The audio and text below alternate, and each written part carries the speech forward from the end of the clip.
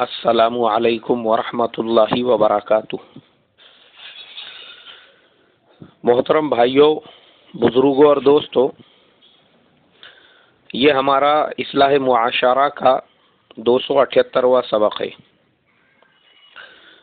محترم بزرگوں، کل مجھے دو لوگوں کی طرف سے دو الگ الگ سوال پوچھے گئے، لیکن وہ سوالات جب میرے پاس آئے تو ان کو پڑھ کے پہلے تو میں یہ سوچنے پہ مجبور ہو گیا کہ یہ سوال پوچھنے والے کے عمل کو میں تقوی قرار دوں یا اسلام میں غلو قرار دوں۔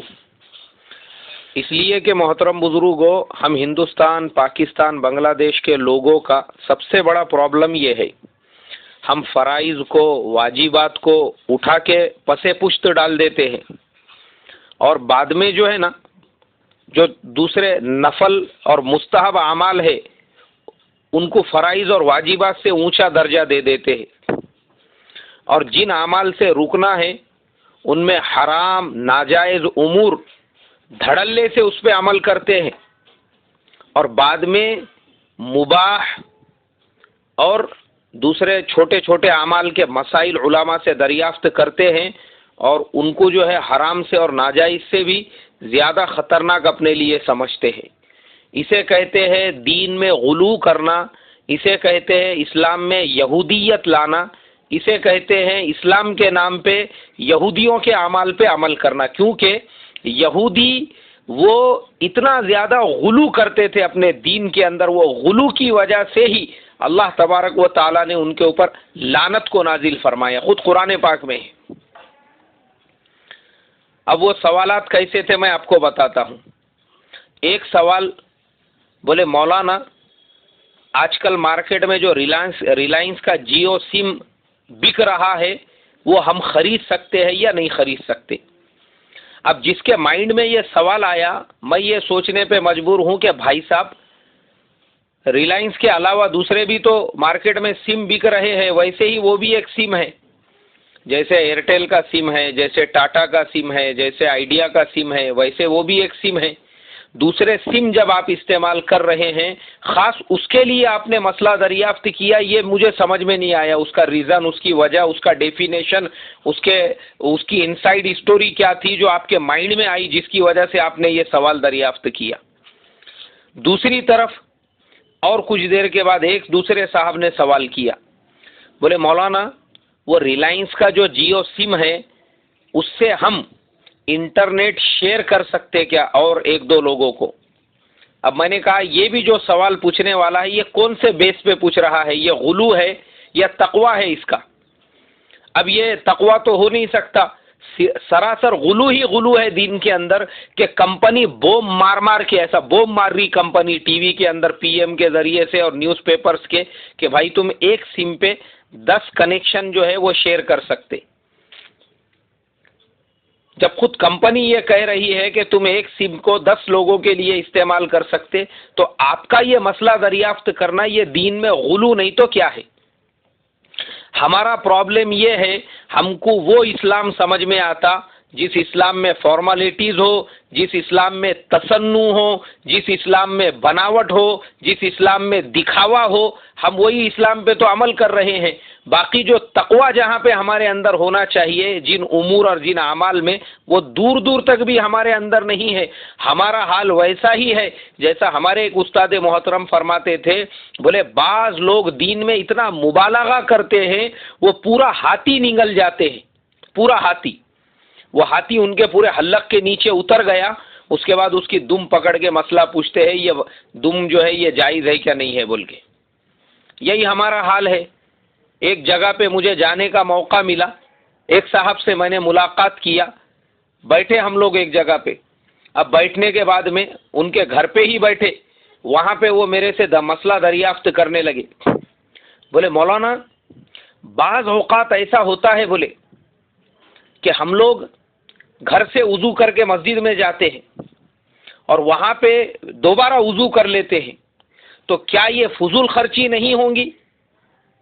میں نے کہا دیکھو، گھر سے وضو کر کے جب آپ نکل رہے ہیں اس کے فضائل زیادہ ہے، آپ کو ہر قدم پہ 1 سال عبادت کا ثواب ملے گا، اللہ کے نبی نے یہ فضائل بیان کیے وہ فضائل بیان کیے، میں ان کو مسئلہ سمجھانے لگا تو اتنی دیر میں چائے بن گئی، اور ماشاءاللہ وہ چائے وغیرہ لے کے آئے. اب وہ جب چائے لے کر آئے تو آنے کے بعد میں نے بولا ماشاءاللہ بہت اسپیڈ میں چائے بن گئی، گیس ہے کہ؟ میں بولا آپ کے گھر میں؟ نہیں گیس نہیں ہے، ہمارے گھر میں وہ الیکٹرانک کی سیگڑی ہے. میں بولا الیکٹرانک کی سیگڑی ہے، اس سے میں بولا بل تو بہت آتا ہوں گا تمہارے کو. ارے کیا بات کر رہے بولے مولانا، کائے کا بل آتا اس سے؟ کچھ بھی نہیں آتا بولے، ہم نے اکڑے ڈالے ہوئے ہیں بولے، یہ جو میٹر ہے نا اس کو بند کر دیے ہوا ہے بولے، ڈائریکٹ ہمارے گھر میں جو ہے پاور آتا ہے، میٹر سے کامچ نہیں کرتا بولے. اس کے لیے وہ سیگڑی کا ہم لوگ بھرپور استعمال کرتے ہیں. میں نے ان کے کاندھے پہ ہاتھ رکھا، میں نے بولا بیٹا شاباش ماشاء اللہ، گھر سے وضو کر کے مسجد میں دوبارہ وضو کرنے پہ تو مجھ سے مبالغہ، یعنی تو مجھ سے یہ مسئلہ دریافت کر رہا ہے اسراف کا کہ یہ فضول خرچی تو نہیں ہو جاتی ہے، اور یہاں اتنے بڑے حرام کا ارتکاب کر رہا ہے، کھلے عام چوری کر رہا ہے. تو مہاراشٹرا گورنمنٹ کو چونا لگا رہا ہے، گورنمنٹ کی الیکٹرسٹی استعمال کر کے، وہ بھی جھوٹ بول کے، چوری کر کے 3 گنا ایک ساتھ میں کر رہا ہے. ایک تو نے میٹر کو بند کر دیا، یہ دھوکہ دینا ہو گیا. دوسری طرف ڈائریکٹ پاور کا تو استعمال کر رہا ہے، وہ چوری کرنا ہے. اور تیسری طرف وہی کھانا تو اس کے اوپر کا استعمال کر رہا ہے جو تیرے لیے سراسر حرام اور ناجائز ہے، کیونکہ چوری کی بجلی کے اوپر تو بنا رہا ہے.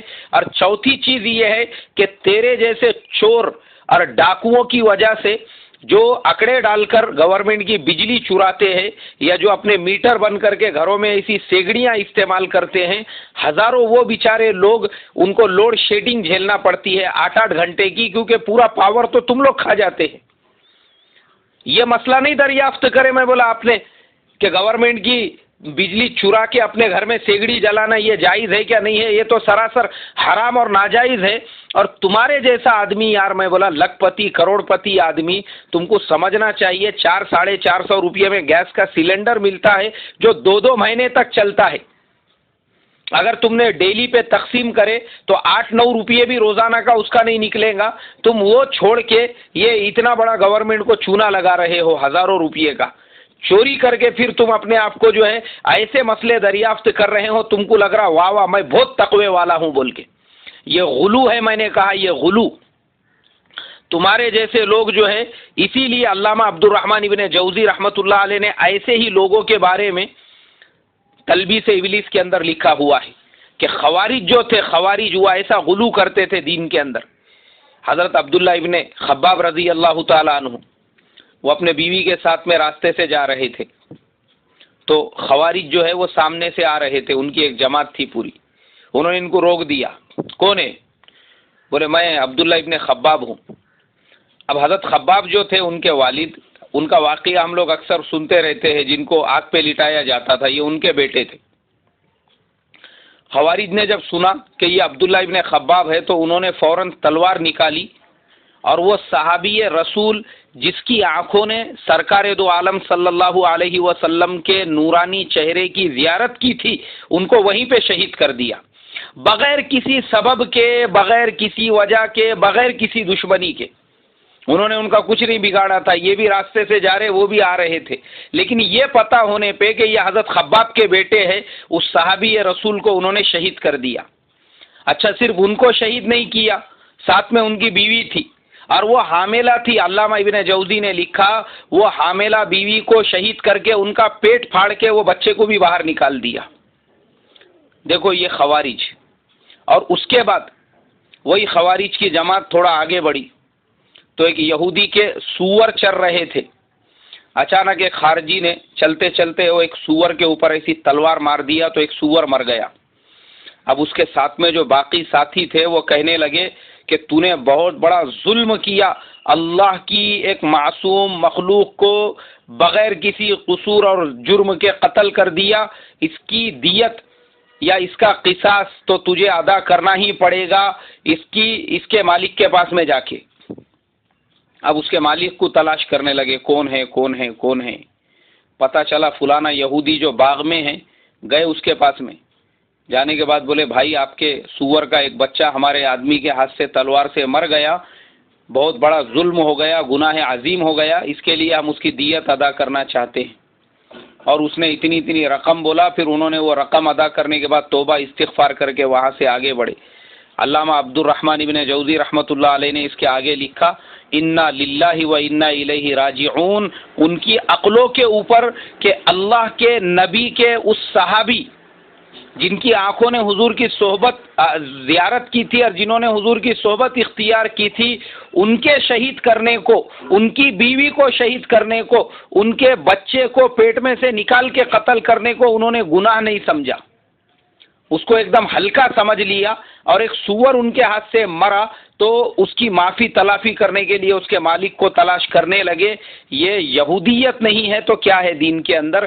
آج سیم حال ہمارے زمانے میں مسلمانوں کی ایک بہت بڑی تعداد کا ہو چکا ہے۔ ہم لوگوں نے جو واجبات اور فرائض اور جو کرنے والے اعمال ہیں ان کو لپیٹ کے پھینک دیا ہوا ہے پسے پشت، ان کی کوئی فکر نہیں ہے، اور چھوٹے چھوٹے جو نفل اور مستحب اعمال ہے ان کو فرائض اور واجبات سے اونچا درجہ دے دیا۔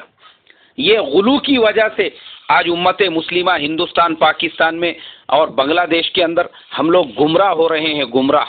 اس کے لیے میرے محترم بزرگوں، میں آپ تمام لوگوں سے یہی درخواست کروں گا کہ بھائی تقوی بہت اچھی چیز ہے، اللہ ہم تمام کے اندر جو ہے تقوی والی صفات عطا فرمائے، لیکن وہ تقوی بھی ہونا چاہیے، یہ نہیں کہ آپ دین کے اندر غلو کرو۔ اللہ یہ غلو کرنے سے اور یہ دین میں مبالغہ آرائی کرنے سے اور اپنی طرف سے گھسڑ مسڑ کرنے سے اور اپنی طرف سے ایک نیا اسلام اور نیا دین گھڑنے سے میری آپ کی حفاظت فرمائے۔ السلام علیکم ورحمۃ اللہ وبرکاتہ۔